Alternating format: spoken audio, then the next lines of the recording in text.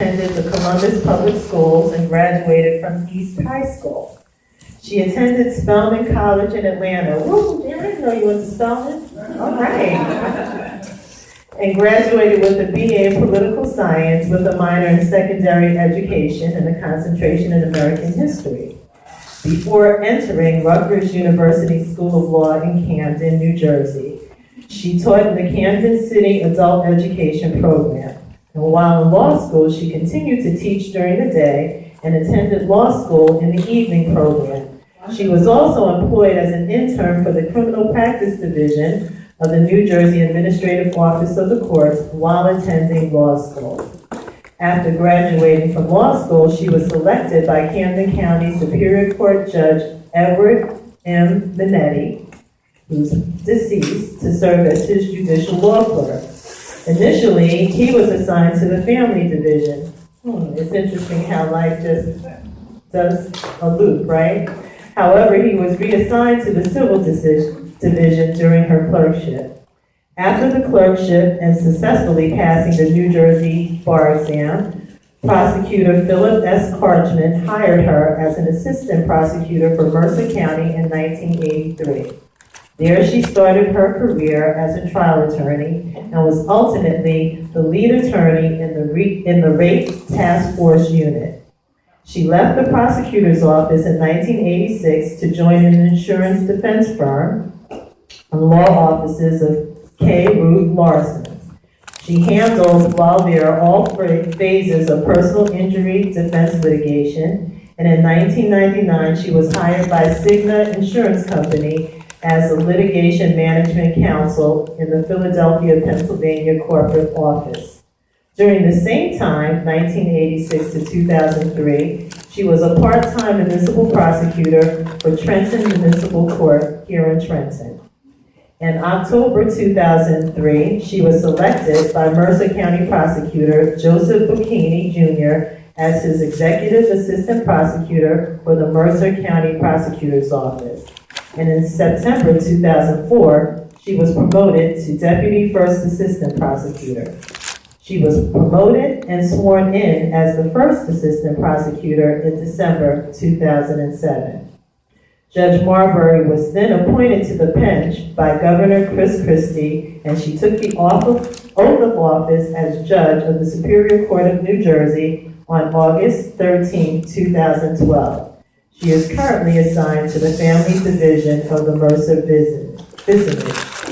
Judge Marbrey is a member of various professional associations, including the New Jersey State Bar Association, the Mercer County Bar Association, the Association of Black Women Lawyers of New Jersey, and the New Jersey Women's Lawyers Association. I would ask that you now give a warm round of applause to our keynote speaker, Judge Janetta Marbrey. Thank you, Ben. Ooh, I'm tired. When Hester asked me to speak, I told her that I can't really speak about what I do as far as sitting on the bench and what on my decisions. But I can talk about embracing your greatness. Right. Because you don't know your greatness till you reach out for it and get your hand on it. Right. And I guess from listening to my bio, the way I reach my greatness is working hard. My greatness came from a mother and father that worked hard. A lot of times people look at you and say, oh, you're a judge, your mother must have been a school teacher, and your father must have been a doctor. No, my father drove a truck, and my mother worked in kitchens until she worked her way up to running a kitchen. All right. My mother went to work in the kitchen. She dressed like she was working in an office. Her hair was done, her shoes were shined, she had on a suit, and she went in there and she put on her uniform, and when she left, she walked out the same way. My father, he wore a uniform to drive his truck, and it was always ironed and clean, and he expected that's the same way his children looked. And so I embrace my greatness from the greatness of my parents. Two Black, unprofessional, but professional in raising their kids keeping the yard clean, keeping themselves clean, keeping their kids clean, and they expected me to go out the same way. If I went out there with my clothes askew, I looked like a heathen. And Miss Hubby across the street would make sure she called my mother and tell her that I'm looking like a heathen. So when I was thinking about what to say, I looked at what addressing your financial, spiritual, physical, and emotional wellness. Well, I thought I would tell you about embracing your financial wellness. Because I came from being broke. All right. And all of us are one serious injury, one serious situation in our families from being broke. So what I had to decide was, how can I protect myself from all the vicissitudes, as they call it, of life? Those things that you don't have any control over. And if you think you have control, you are working in an illusion. Yeah. You can only control what you can control.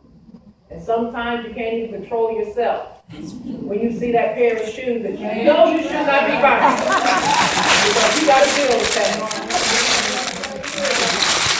But I thought I'd throw out a little idea that was thrown out to me that helped me in those little periods of time where I needed just a couple of extra dollars.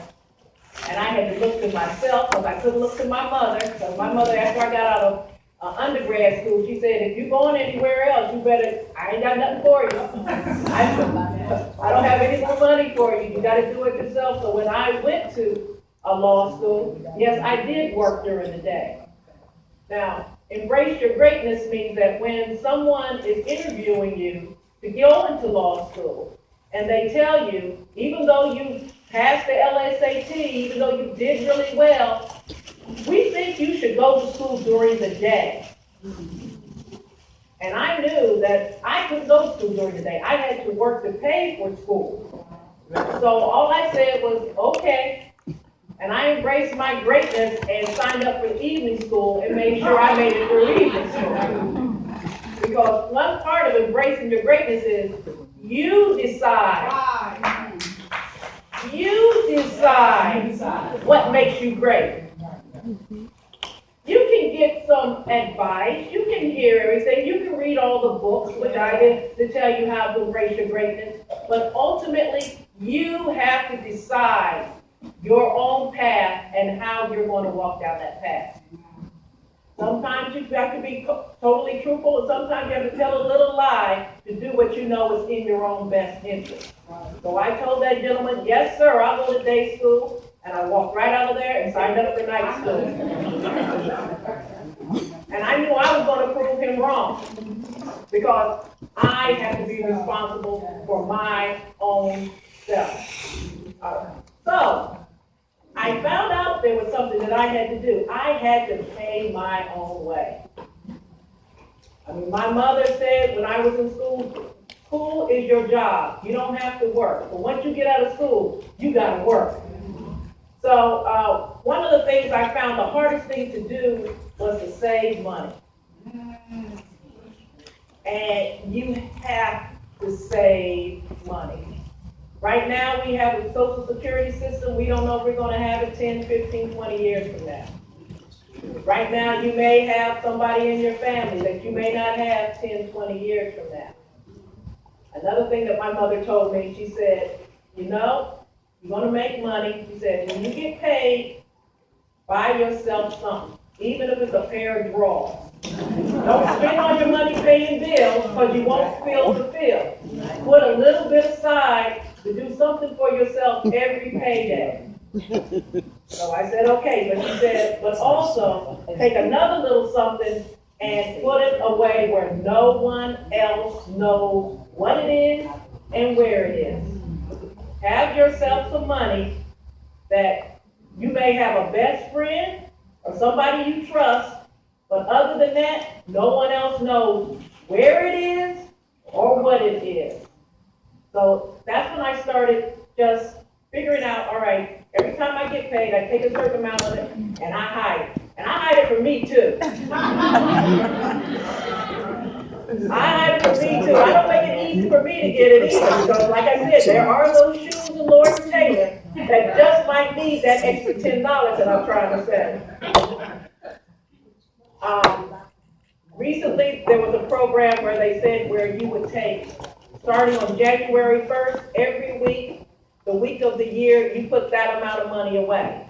So the first week you put $1, the second week you put $2, and by the 52nd week you put $52. Well, that's all well and good, but I know when I first started, I would have had to do every week of the month, 1, 2, 3, 4, and start all over again, 1, 2, 3, 4.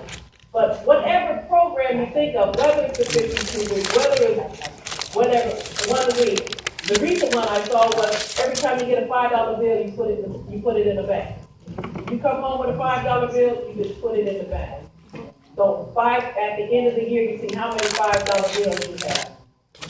And that money, nobody knows you have it. Because I don't know if you have a significant other or a spouse, a sister, a brother, a cousin, somebody that you know, every time you get some money, they find a way to spend it for you. And if you don't have that person, it's you. That's the person that you love them, you always tell them, but there always has to be a little something. That pair of drawers when you get paid, and that $10 that you put away every time you get paid. That is for you. Because that little nest egg is what's going to carry you through one of those times when you can't look to anybody else. Because ultimately, you always want to look to yourself to save yourself. But if you wait for somebody else to save you, you're waiting. All right, so once you've got that little nest egg, and you start to say, what am I going to use it for? Because there's things that maybe things are going well. You have to have a goal. That goal will keep you strong when it gets to be about $400, $500, and you see that really, really sharp suit, and you say, I can start this all over again. But then you say, okay, I need a goal to put in that box with that money. Is it a car that I want? Is it a house or an apartment or something that I want? Is it a trip that I want? Is it something that I want that this nest egg is going to go for? And you put that picture, you put that article, you put whatever it is that says, this is my goal for this money. And you will find that by the time you get the money that you need for the goal, you're going to have a little bit more to start the next goal. Because that money shouldn't be there just collecting dust. It should be there to pay the way for what makes you happy. That could be your happiness fund. Because we will sit around and do everything for everybody else to make them happy, and they expect, because we're martyrs, we get our joy by sacrificing ourselves to others. Well, that's all well and good. You can do that. But save a little bit of the joy for yourself. Now, when I think about embracing my greatness, it also means that I don't have to work all the time to prove that I'm great to myself or to anybody else. I need to have something that gives me joy that isn't related to my vocation. Give yourself an opportunity. Maybe you're not Jacqueline Suzanne or any other great writer. But if you can, journal a little bit. Write down about what's happening in your life for you. And especially if you have kids, so that they can have some idea of their own history. One thing that I tell people is, my mother, I hear stories about how she grew up and everything, but I really don't know how she grew up. I don't know about the strides she had to make. I don't know about that. They were generally said in a joke, like, girl, I was so broke when I was growing up, and then I give the story. But I really don't know about what she had to do to get to where she was. I know she had to do a lot. I know that she didn't have a high school education by the time her kids were born, but she went back to school to get a high school education. I know my father was from Tuscaloosa, Alabama. He had a high school education. He traveled around playing baseball. But I never heard the stories. I always saw the pictures. So if you can do journaling with pictures and the like, to give your children a chance to see that they just didn't come here and mama had a job and they got their clothes and everything. Grandma just didn't come here. Grandpa just didn't come here. That there was some history. Because I'm not supposed to talk about where I'm working, but the one thing I see that the kids do not have history. When I grew up, I knew about Martin Luther King. I knew about Sojourner Truth. I had a history that when I walked out of the door, I knew that I had that history to not only propel me forward, but to protect. So give your children your own history, your parents' history, and the history of the struggle that your family had to go through to get to where they are right now. Because you're somewhere right now. And a lot of kids think that they can't do better than their parents. So maybe if they saw the history, they know that they have a history to work toward. Now, physical wellness, everybody here looks good to me. So, one thing that we know is we take care of ourselves while we're taking care of everybody else. Remember to take care of ourselves while we're taking care of everybody else.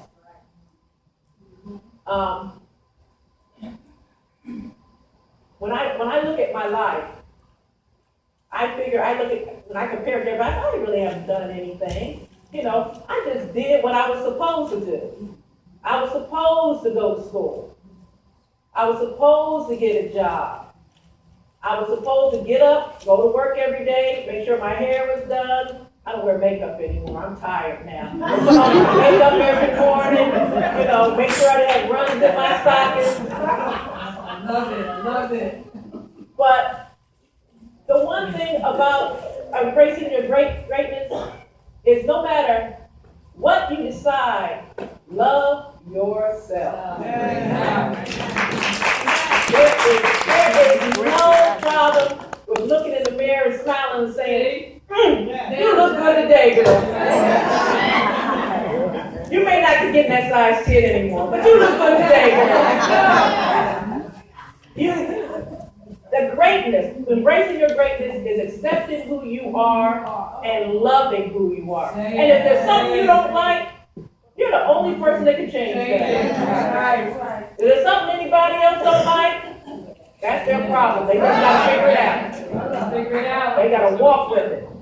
So what I want to say to you today is, I embrace what greatness I have. Maybe I could be better, but I'm happy with who I am today. And that's the way you decide your own greatness. If there's anything that I can do for anybody, as I pass along this way, your living is not in vain. So be kind to yourself first, and you'll find kindness for others. Amen. Thank you very much.